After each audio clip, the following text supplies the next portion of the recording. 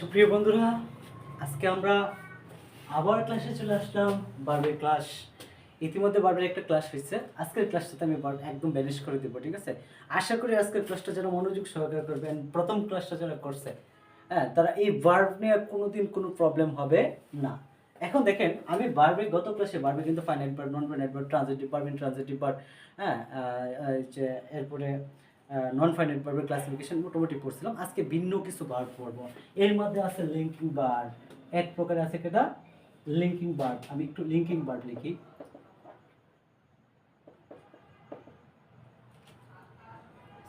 Linking verb, linking verb.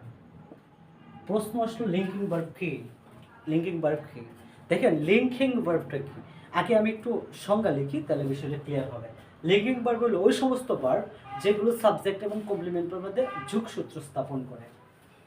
কি verb? ওই সমস্ত ভার্ব, সমস্ত ভার্ব যেগুলো সাবজেক্ট এবং কমপ্লিমেন্টের মধ্যে। প্রশ্ন করতে পারেন কমপ্লিমেন্টটা কি? আমি কমপ্লিমেন্টটা নিয়ে আরেকটা ক্লাস দিব। আজকে আপাতত কমপ্লিমেন্টটা দেখেন। যারা কমপ্লিমেন্টটা করবেন না, এটা এই ক্লাসটা একটু কম বুঝবেন, তারা অবশ্যই আমার নেক্সট ক্লাসটা, এটার পরে আমি complement, subject, predicate, object, complement এগুলো নিয়ে একটু আলোচনা করবো। আপনারা ওই ক্লাসটা দেখে পরে এটা আমাদের আসবেন, ঠিক আছে? আচ্ছা, দেখেন, কমপ্লিমেন্ট এর মধ্যে যোগসূত্র কি স্থাপন করে? যোগসূত্র স্থাপন করে তাদের লিঙ্কিং ভার্ব বলে। লিঙ্কিং ভার্ব বলে। তাদের কি বলে? লিঙ্কিং ভার্ব বলে। একটা কষ্ট করবেন, কৃপণ না হইয়া আপনাদের বন্ধু বান্ধবকে অবশ্যই শেয়ার করে দিবেন, যাতে তারাও একটা গোছানো প্রস্তুতি নিতে পারে। আসলে বিশেষ করে বলবো ইন্টারমিডিয়েট এন্ড 9 10 স্টুডেন্টদের, যারা ইন্টারমিডিয়েট 9 10 আছেন, তাদের এই এজটা কিন্তু গোল্ডেন এজ, ঠিক আছে? এই এজটা যদি আপনারা প্রপারলি ইউজ করতে পারেন, আপনার জীবনে সফলতা আসবে। আর যদি এটা আমাদের প্রপারলি বাতাস লাগে, এই এজটার মধ্যে যদি প্রপারলি বাতাস লাগান, তাহলে কিন্তু যখন দোলহাল থেকে বাতাস আসবে, দক্ষিণ অঞ্চল থেকে বাতাস আসবে, তখন কাঁপতে থাকবেন, ঠিক আছে? সো আমি বলি ওই এজটা প্রপারলি ইউজ করেন, ঠিক আছে? সো দেখেন, লিঙ্কিং ভার্ব কি? ওই সমস্ত ভার্ব যেগুলো ভার্ব, সাবজেক্ট এবং কমপ্লিমেন্টের মধ্যে যোগসূত্র স্থাপন করে তাদেরকে কি বলে? লিঙ্কিং ভার্ব বলে। তাদেরকে কি বলে? লিঙ্কিং ভার্ব বলে। এখন দেখেন, লিঙ্কিং ভার্বগুলো মনে রাখার একদম সহজ উপায় আমি একটু বলি। যেমন, হি became a student। আমি একটু বলি কমপ্লিমেন্টটা কি। যদি আপনি কমপ্লিমেন্ট বলতে পারবেন, যদি he is equal a student লিখতে পারেন, যদি এটা মিলে, মানে সে স্টুডেন্ট, এটা যুক্তিসঙ্গত কথা, ঠিক আছে? সে স্টুডেন্ট লিখতে পারে, তো ওই ক্ষেত্রে এটা কিন্তু কমপ্লিমেন্ট, ঠিক আছে? আর যদি বলতাম আই হ্যাভ এ কাউ, আমার একটি গরু আছে, তো দেখেন আমি কি লিখতে পারি? I is equal a cow, তাহলে কিন্তু আমি গরু হয়ে গেলাম। আমি কি হয়ে গেলাম? আমি গরু হয়ে গেলাম, ঠিক আছে? So I have a cow, এইখানে এ কাউ একটা অবজেক্ট, কারণ আমি I is equal a cow লিখতে পারি না, এটা একটা অবজেক্ট। তো এটা নিয়ে একটু বিস্তারিত আলোচনা পরে করব, আজকে না। আজকে যে ক্লাসটা নিতেছি আমি লিঙ্কিং ভার্ব। তো এইখানে দেখেন, হি একটা সাবজেক্ট, এ স্টুডেন্ট একটা কমপ্লিমেন্ট। তো যেহেতু হি একটা সাবজেক্ট, এ স্টুডেন্ট একটা কমপ্লিমেন্ট, কমপ্লিমেন্টের দুটো স্ট্রাকচার আমি পরে দেবো, ঠিক আছে? একটু অপেক্ষা করেন। তো দেখেন, হি একটা সাবজেক্ট, এ স্টুডেন্ট একটা কমপ্লিমেন্ট।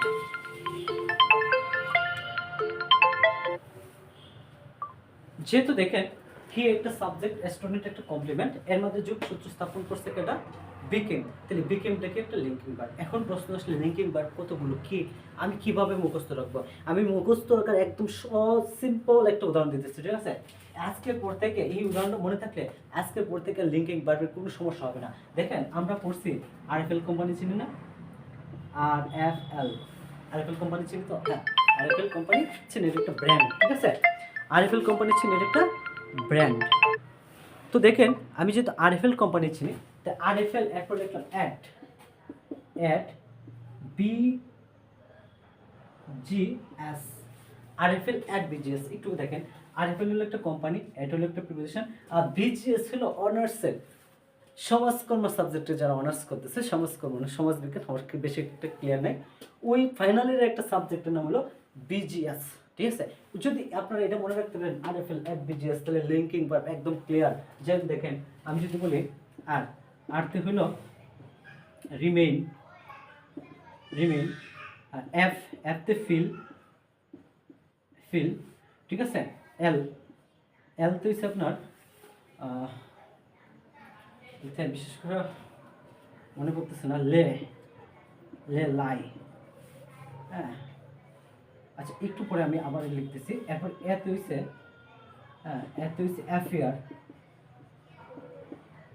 অ্যাফেয়ার, টিতে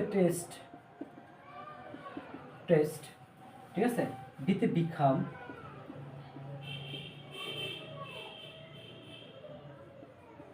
বিকাম, হ্যাঁ। জিতে গ্রো, ঠিক আছে। আবার এই যে বিতে বিভার্ভ, বিতে আবার কি বোঝায় বিভার্ভ ছিলেন তো, টু বিভার্ভ একটু আগে ক্লাসে লিখছি অ্যামিজার অজয়, ঠিক আছে। গ্রো, এরপরে এসতে সে,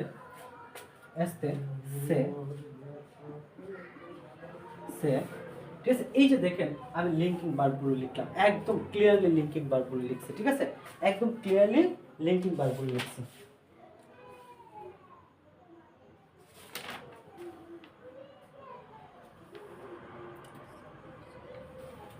ঠিক আছে। আচ্ছা এসতে আরো আছে সাউন্ড, স্টে, ঠিক আছে। সিম, এটা মুছে দেবেন আপনারা, সিম সাউন্ড, ঠিক আছে। টেস্ট, সিম সাউন্ড টেস্ট, সিম সাউন্ড টেস্ট, এগুলোকে কি বলে লিঙ্কিং ভার্ব বলে, ঠিক আছে। আপনারা একদম মুখস্থ রাখবেন লিঙ্কিং ভার্বগুলো। তো এই যে দেখেন এটা কি একটা লিঙ্কিং ভার্ব, কারণ এটা সাবজেক্ট এবং কমপ্লিমেন্টের মধ্যে কি করছে, যোগ সূত্র স্থাপন করছে। তো যদি আপনারা আরএফএল এফবিজিএস মনে রাখেন তাহলে কিন্তু লিঙ্কিং ভার্ব ক্লিয়ার। তো দেখেন আমরা লিঙ্কিং ভার্বটা ক্লিয়ার করলাম। এরপর আমরা আলোচনা করব আমাদের একটা ভার্ব আছে, আরেকটা ভার্ব আছে ফ্যাক্টিটিভ ভার্ব। কি ভার্ব? Factitive verb.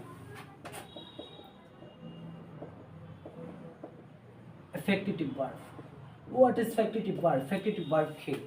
ঠিক আছে, ফ্যাক্টিটিভ ভার্ব কি মূলত একটু দেখতেছি আমরা ফ্যাক্টিটিভ। সো দেখেন ফ্যাক্টিটিভ ভার্বটা কি মূলত। ফ্যাক্টিটিভ ভার্ব হলো এমন একটা ভার্ব, একটা মজার একটা ভার্ব। ফ্যাক্টিটিভ ভার্ব কাকে বলে একদম ক্লিয়ার হয়ে যাবে ফ্যাক্টিটিভ ভার্বটা। সো দেখেন যে ভার্ব, আচ্ছা আমি একটু লিখি, যেমন শি বা হি ইলেক্ট মি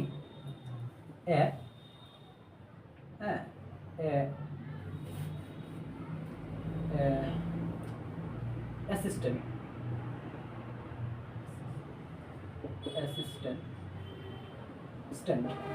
দেখেন সে আমাকে কি করছে, নির্বাচিত করছে অ্যাসিস্ট্যান্ট, একজন কি হিসেবে, সহকারী হিসেবে, ঠিক আছে। অথবা আমি ইলেক্ট না দিয়ে সিলেক্ট করি তাহলে আরো সে হয়ে যাবে, she select me as a assistant, ঠিক আছে। অ্যাসিস্ট্যান্ট সে আমাকে কি করছে, একজন অ্যাসিস্ট্যান্ট হিসেবে নির্বাচিত করছে। একটু দেখেন এই যে এখানে বি একটা অবজেক্ট থাকা সত্ত্বেও হি সিলেক্ট মি, সে নির্বাচিত করছিল, হ্যাঁ, মি সিলেক্ট চিহ্নিত করছিল অ্যাসিস্ট্যান্ট। এখানে একটা অবজেক্ট থাকা সত্ত্বেও এই ভার্বের পূর্ণাঙ্গ অর্থ হিসেবে আরেকটা কি নিয়ে আসছে, অবজেক্ট নিয়ে আসছে। তাহলে ওই অবজেক্ট, তাহলে আমরা বলতে পারি যে ভার্ব অবজেক্ট থাকা সত্ত্বেও আরেকটা অবজেক্ট নিয়ে আসে তার অর্থ প্রকাশ করার জন্য তাকে কি বলে, ফ্যাক্টিটিভ ভার্ব বলে। তা আমি যদি সংজ্ঞাটা লিখতে পারি, যে ভার্ব কোন ভার্বের অবজেক্ট থাকে, ট্রান্সিটিভ ভার্বের অবজেক্ট থাকে। যে ট্রান্সিটিভ ভার্ব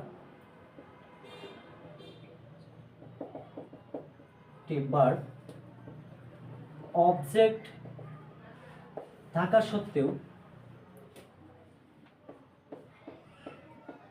সত্ত্বেও আরেকটি অবজেক্ট নিয়ে আসে,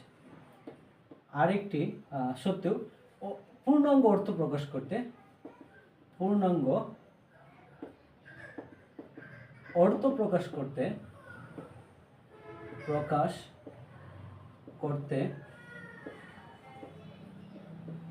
আরেকটি অবজেক্ট গ্রহণ করে বা প্রয়োজন হয় তাকে কি বলে, ফ্যাক্টিটিভ ভার্ব। তাকে কি বলে, ফ্যাক্টিটিভ ভার্ব, ঠিক আছে।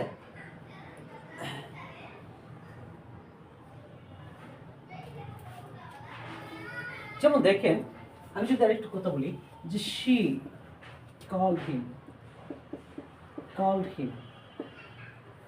apple,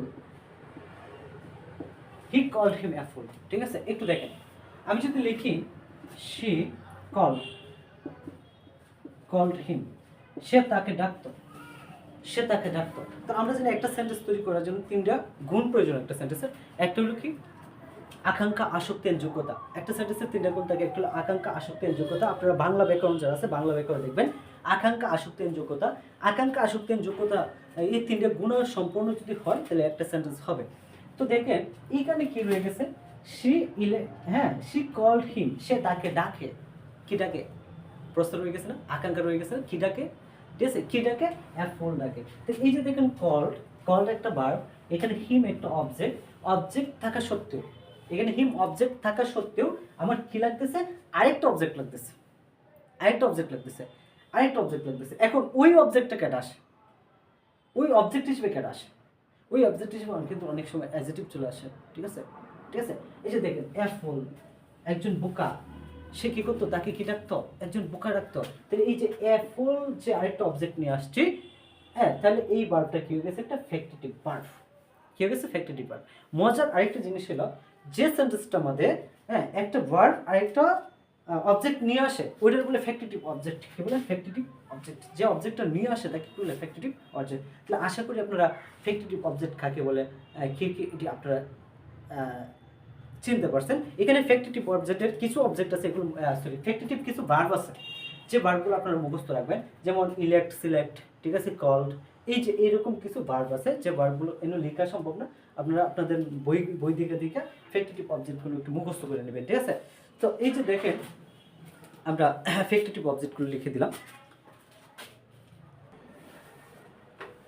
সো সুপ্রিয় বন্ধুরা, আমি কিছু ফ্যাক্টিটিভ ভার্ব লিখে দিলাম, যেমন ইলেক্ট নির্বাচিত করা, সিলেক্ট নির্বাচিত করা, মেক তৈরি করা, অ্যাপয়েন্ট নিযুক্ত করা, কল ডাকা, ঠিক আছে, নেম নাম, এফেক্ট ক্রম, লেভেল স্থল বোঝায়, নমিনেট আপনার নির্বাচিত করা, কিপ রাখা, প্রমাণ করা, ইমাজিন কল্পনা করা, ইমাজিন কি? কল্পনা করা।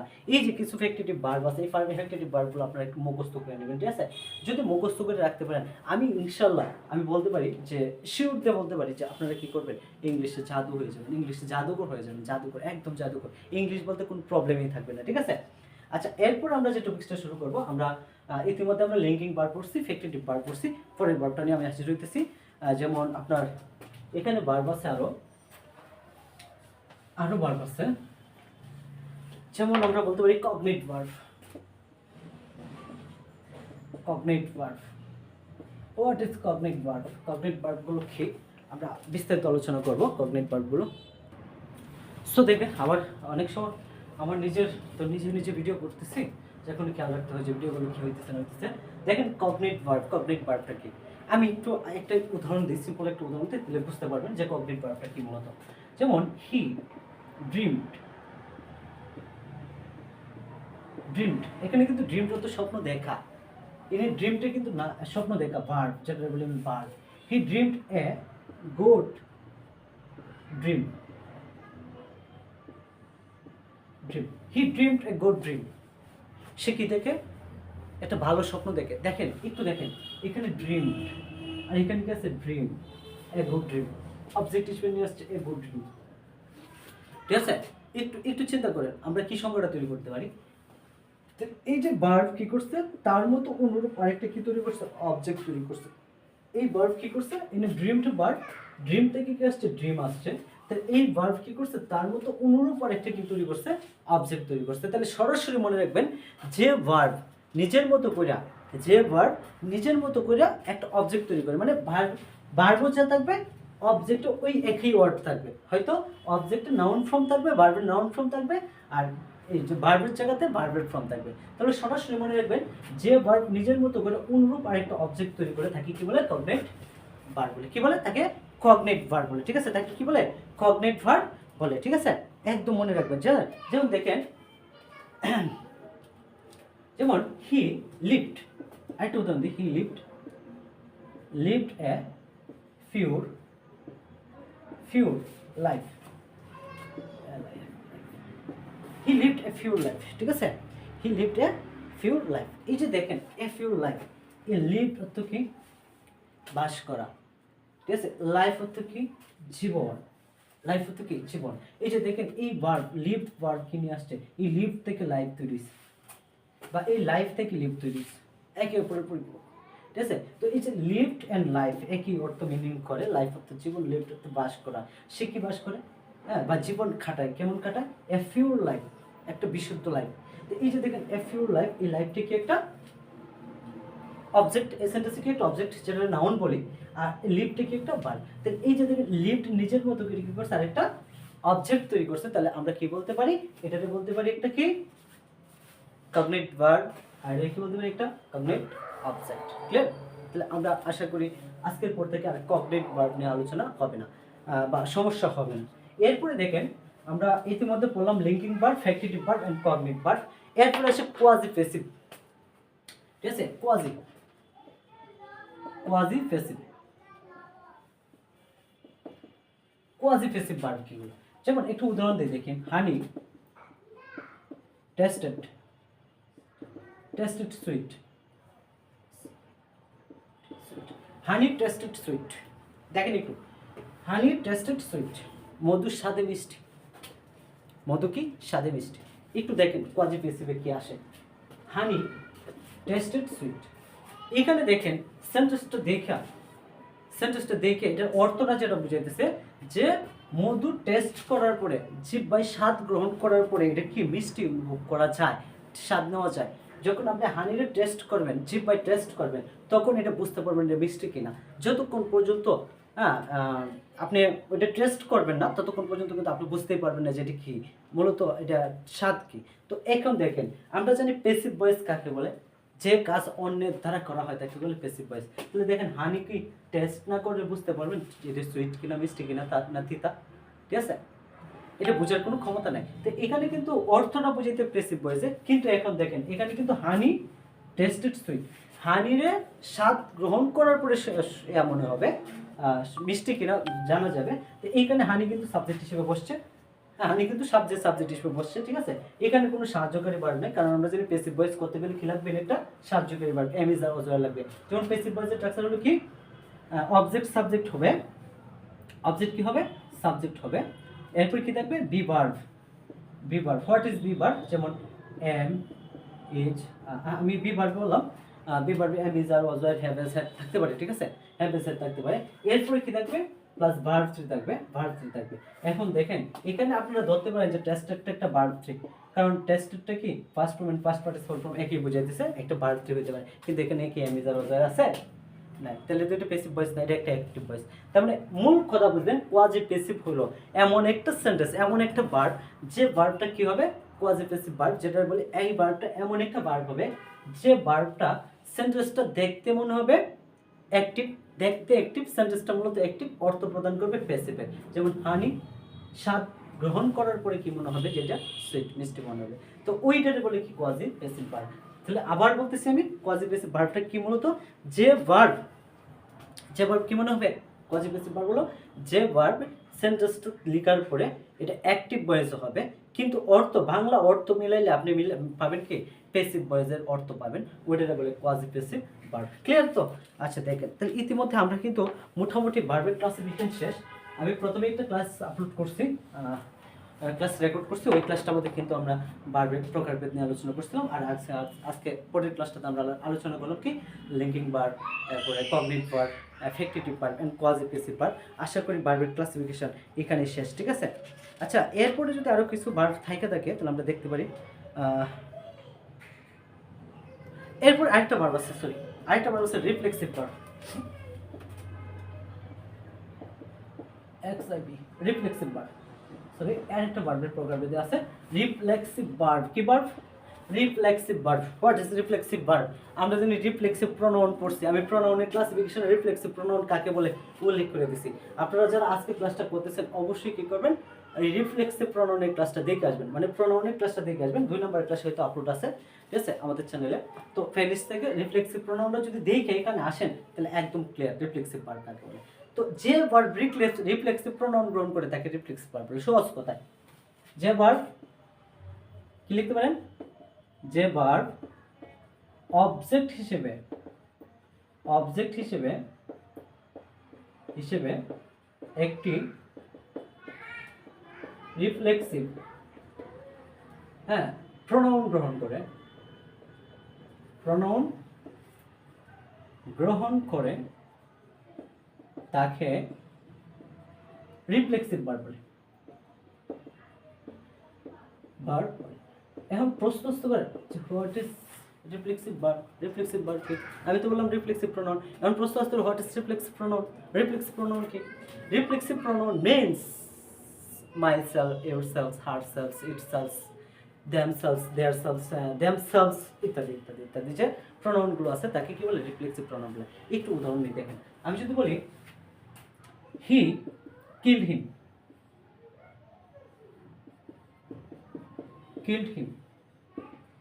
দেখেন হি কিল্ড হিম, অথবা দেখেন আমি লিখলাম আই কিল্ড হিম, আমি তাকে হত্যা করছিলাম, আই কিল্ড হিম, আমি তাকে হত্যা করছিলাম। এখন দেখেন এই এখানে কি একটা ভার্ব আছে, যে ভার্বটারে আমি বলতে পারি একটা ট্রানজিটিভ ভার্ব। কি বলতে পারি, ট্রানজিটিভ ভার্ব, কারণ এরপরে কি আছে, একটা অবজেক্ট আছে। এখন দেখেন আমি যদি লিখতাম, আমি কিন্তু তাকে হত্যা করতেছি, এনে একটা ব্যক্তি, এনে আরেকটা ব্যক্তি। আবার যদি আমি লিখতাম আয়ের জায়গায় কি লিখতাম, হি কিল্ড হিম, তো হি এই একজন ব্যক্তি আর হিম এই আরেকজন ব্যক্তি। সে অন্য একজন ব্যক্তিরে কি করতেছে, মনে করেন রহিম কিল্ড করিম, করিম।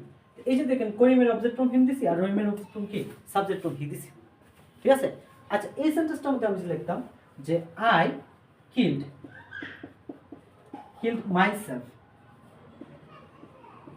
মাইসেলফ, আমি নিজেকে হত্যা করি, যেটা বলে কি, আত্মহত্যা। আই কিল্ড মাইসেলফ, আমি নিজেকে হত্যা করি, যেটা বলে কি, আত্মহত্যা। এই যে দেখেন এই যে মাইসেলফ, এইখানে যিনি সাবজেক্ট তিনি অবজেক্ট, যদি কোনো ভার্বের পরে ওই ভার্বটা সাবজেক্টের মতো করে অনুরূপ আরেকটা অবজেক্ট তৈরি করে, মানে সাবজেক্টের মতো সাবজেক্টকেই অবজেক্ট বানায়, সাবজেক্ট এবং অবজেক্ট উভয় ব্যক্তির একই ব্যক্তির ইঙ্গিত করে, তাহলে কি, তাকে কি বলে, রিফ্লেক্সিভ ভার্ব। এখানে বলছি যে ভার্ব অবজেক্ট হিসেবে রিফ্লেক্সিভ প্রোনাউন আনে। আরেকটা সঙ্গে লিখতে পারেন, যে ভার্ব কি করে,